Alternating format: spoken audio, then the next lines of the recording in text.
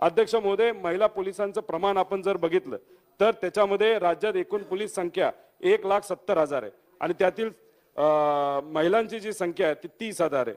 अध्यक्ष महोदय, आपण जर बघितलं केंद्राने जे आपल्याला सांगितलं 33% ते असावं, त्यामुळे महिलांमध्ये सुद्धा पोलीस भरतीमध्ये महिलांना प्राधान्य देण्याची जरूरत आहे। महिला पोलीस अधिकाऱ्यांचं प्रमाण हे 7.7%, हे कुठेतरी वाढलं पाहिजे अध्यक्ष महोदय। आणि त्याच्याच बरोबर वुमन पोलीस स्टेशन आपल्या महाराष्ट्रामध्ये एक सुद्धा नाही, पुरोगामी महाराष्ट्र त्याच्यामध्ये महिलांसाठी पोलीस स्टेशन नाही। अध्यक्ष महोदय, तमिळनाडूमध्ये 202 आहेत, मध्य प्रदेशमध्ये 52 आहे, उत्तर प्रदेशमध्ये 77 आहे, तर पश्चिम बंगालमध्ये 48, राजस्थानमध्ये 41, बिहारमध्ये 40 आहेत, कर्नाटकात 36 आहेत, गुजरातमध्ये 39 आहे। तर ह्याच्यामध्ये सुद्धा कुठे ना कुठेतरी नवीन पॉलिसी कशी होईल हे अध्यक्ष महोदय आपल्याला बघावं लागेल। त्याच्याच बरोबर केंद्र सरकार म्हणतंय की आपण सायबर स्पेस ही आजची पिढी मोठ्या प्रमाणात वापरते, सायबर स्पेसचा वापर वाढला म्हणजे सायबर क्राईम वाढणार, त्यामुळे याच्यावर नक्कीच कारवाई झाली पाहिजे। अध्यक्ष महोदय, देवेंद्र फडणवीस साहेब काही दिवसांपूर्वी बोलत असताना काय बोलले, तर मुंबईमध्ये 70% वाढ हे सायबर क्राईम मध्ये झाली, त्यामुळे याच्यामध्ये सुद्धा या सरकारने कुठल्याही सरकारने लक्ष देण्याची अध्यक्ष महोदय जरूरत आहे। अध्यक्ष महोदय, मी इथं कुठेही म्हणत नाही ह्याला पोलीस जबाबदार आहे, ह्याला कुठं ना कुठेतरी आपण पोलीस भरती केली पाहिजे, कारण पोलीस प्रशासनावर खूप मोठ्या प्रमाणात लोड आहे। अध्यक्ष महोदय, आज जर आपण बघितलं तर पोलीस मोठ्या प्रमाणात VIP लोकांना दिले, काही आमदारांना 150 कोटी रुपयाचा खर्च फक्त आमदार सुखरूप ठेवण्यासाठी केला जातो आणि मग हा लोड या पोलिसांवर आल्यामुळे कुठेतरी येत्या काळामध्ये ते सुद्धा लोकसभेची आचारसंहिता लागण्यापूर्वी जे काही तिथं 28% पद रिक्त आहेत, 100% पोलिसांची भरती ही पुढच्या एका महिन्यामध्ये यावी आणि ते सुद्धा आचारसंहिता येण्याच्या आधी येणं फार महत्वाचं आहे। अध्यक्ष महोदय, ही अध्यक्ष महोदय बोलू द्या, काल सुद्धा बोलून दिलं नाही। अध्यक्ष महोदय, 5 मिनिटात विषय संपवतो। अध्यक्ष महोदय, आपण कायदा व सुव्यवस्थेची परिस्थिती काय येते, कारण का समाजामध्ये जर फ्रस्ट्रेशन वाढत असेल तर अध्यक्ष महोदय, फ्रस्ट्रेशन वाढण्याचं एक प्रमुख कारण काय, ते बेरोजगारी हा एक मुद्दा अतिशय महत्वाचा आहे। अध्यक्ष महोदय, आपण इथं जे काम करतो, नाही तर साध्या भाषेत बोलायचं झालं, एका नेत्याच्या भाषेत बोलायचं झालं तर इथं जे दिवे आपण लावतो ते दिवे लावल्यानंतर, चांगलं काम केल्यानंतर गरीबाच्या घरी दिवे लागणार आहेत। अध्यक्ष महोदय, आपण जर कामाच्या बद्दल बोललो नाही तर इन्व्हेस्टमेंट या राज्यामध्ये जे येते, अध्यक्ष महोदय, याच्यामध्ये उत्तर प्रदेशमध्ये 43,000 कोटीची इन्व्हेस्टमेंट आली एका वर्षामध्ये, ते सुद्धा बँकेने, आणि RBIचा रिपोर्ट आहे। त्यानंतर गुजरातमध्ये 37,000, त्यानंतर ओडिसामध्ये 11,000 आणि महाराष्ट्रामध्ये किती तर 8,000 कोटी। अध्यक्ष महोदय, याच्यावर जर आपण काम करणार नसेल तर मग बेरोजगार युवा उद्या जाऊन फ्रस्ट्रेट येऊन जर चुकीच्या मार्गाने गेलं तर त्याला जबाबदार सरकार असणार आहे। अध्यक्ष महोदय, आजच्या काळामध्ये आपण जर बघितलं तर आपण आपल्या राज्यावर कमी आणि दुसऱ्या राज्यावर विकास तिथं व्हावा यासाठी जास्त प्रयत्न करतोय।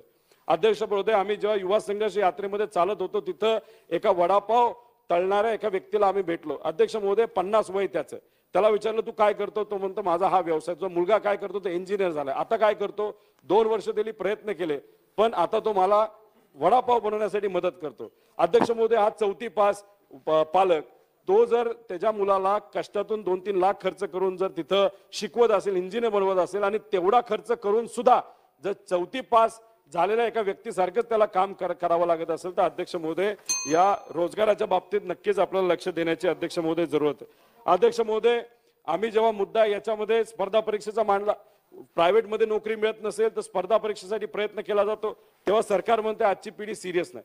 अध्यक्ष महोदय, एक व्यक्ती मला भेटला, त्यांनी मला सांगितलं की जे सरकार 1000 रुपये जे आमच्याकडनं घेते एक पेपर देण्यासाठी, ते 1000 करत करत मी 15,000 रुपये खर्च केला।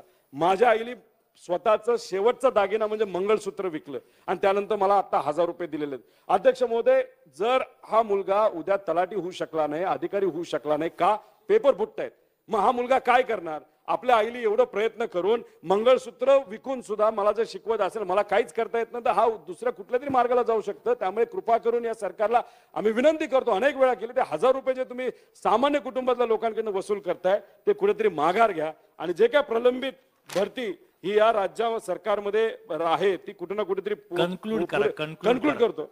पेपर फुटीच्या बाबतीत कायदा व्हावा यासाठी आम्ही मुद्दा मांडला, मुख्यमंत्री साहेबांना भेटलो।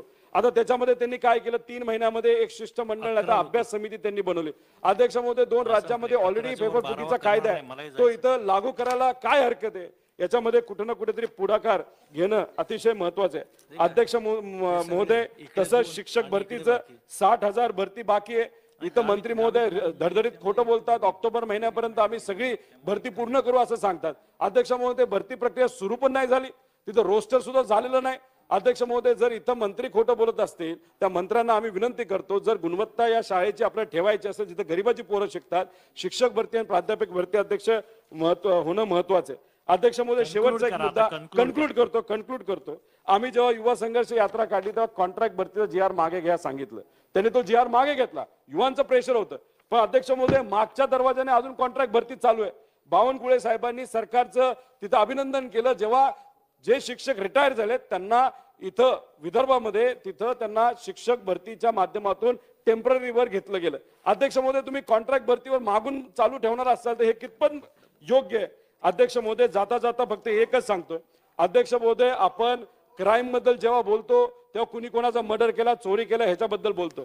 अध्यक्ष महोदय, आरोग्य विभागामध्ये आज आपल्या राज्यामध्ये परिस्थिती बघितली तर दिवसाला 40 लहान बालकं आज मरतायत. ह्याला जबाबदार कोण? अध्यक्ष महोदय, ह्याला सरकार जबाबदार नाही का? अध्यक्ष महोदय, ह्याला मंत्री जबाबदार नाही का? अध्यक्ष महोदय, नागपूरची आरोग्याची परिस्थिती आज बघितली तर औषधं नाहीत, प्रेग्नेंट महिलांना द्यायला औषधं, लहान पोरांना द्यायला औषधं नाहीत. जर ही औषधं नाही मिळाली तर ह्याला जबाबदार कोण? कोणाचा गरीबाचा मृत्यू झाला तर अध्यक्ष महोदय दुसऱ्या दिवशी काम करण्यासाठी बाहेर पडावं लागतं. श्रीमंताचा एक व्यक्ती आजारी पडला तरी 10-10 दिवस सुट्टी आपण काढतो. अध्यक्ष महोदय, मग ह्याच्यावर कोण बोलायला तयार नाही. अध्यक्ष महोदय, ह्याच्यामध्ये जर एखाद्या गरीब माणसाचा मृत्यू झाला तर त्याला सरकार जबाबदार असावेल, ते सुद्धा एक क्राईम आहे. अध्यक्ष महोदय, त्यामुळे आरोग्य व्यवस्था आपल्या या राज्यामध्ये अतिशय चुकीच्या पद्धतीची आहे. त्यामुळे या सगळ्या गोष्टींमध्ये कुठेतरी आपल्याला लक्ष घालण्याची जरूरत आहे. आणि जाता जाता अध्यक्ष महोदय, मी एवढंच सांगतो की काल पण आम्हाला बोलायचं होतं, बोलून दिलं नाही. अध्यक्ष महोदय, आपण जर बघितलं तर गेल्या 9 दिवसामध्ये कोणाचा प्रश्न सुटलाय? शेतकऱ्याचा सुटला नाही, विद्यार्थ्यांचा सुटला नाही, स्पर्धा परीक्षा देणाऱ्या मुलाचा तिथं सुटलेला नाही. अध्यक्ष महोदय, बेरोजगारीच्या मुद्द्यावर चर्चा अजिबात झाली नाही. आशा वर्कर, अंगणवाडी सेविका ह्याच्यावर चर्चा नाही. अध्यक्ष महोदय, मग चर्चा कशावर झाली?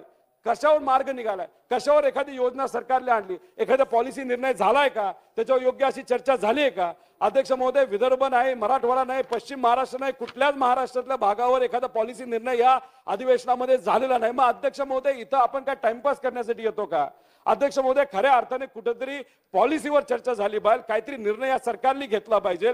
आणि बोलत असताना जेव्हा मंत्री, संपला विषय, मंत्री बोलत असताना कुठेतरी खोटं न बोलता मुद्द्यावर बोलण्याची जरूरत आहे. अध्यक्ष महोदय, हे असंच चाललं तर एक असंविधानिक शब्द इथं आम्हाला वापरावा लागेल की निर्लज्जपणा या अधिवेशनामध्ये जो आपण करत आहोत सगळेच मिळून, हा कुठेतरी थांबला पाहिजे. आणि हा जर नाही थांबला, जसं मंत्री महोदय तिथं म्हणाले, मुख्यमंत्री म्हणाले डू ऑर डाय, ह्याच्यामध्ये आपण काहीच जर डू करणार नसेल नाही तर काहीच करणार नसेल तर गरीबच मरणार आहे, श्रीमंताला काही होणार नाही. त्यामुळे कृपा करून आपल्या माध्यमातून सरकारला सांगतो, या विविध विषयावर कुठेतरी बोललं गेलं पाहिजे. वेळ नसल्यामुळे अनेक मुद्दे मांडायचे होते पण ते मांडता आले नाही. उद्या तुम्ही शेवटचा दिवस आहे तेव्हा संधी द्याल अशी अपेक्षा करतो. आणि या जो काही विरोधी पक्षाने अंतिम आठवडा प्रस्ताव आलाय त्याला पाठिंबा देत कुठेतरी मोठा बदल येत्या काळामध्ये या सर्व व्यवस्थेमध्ये होईल अशी अपेक्षा करतो. थांबतो. जय हिंद, जय महाराष्ट्र.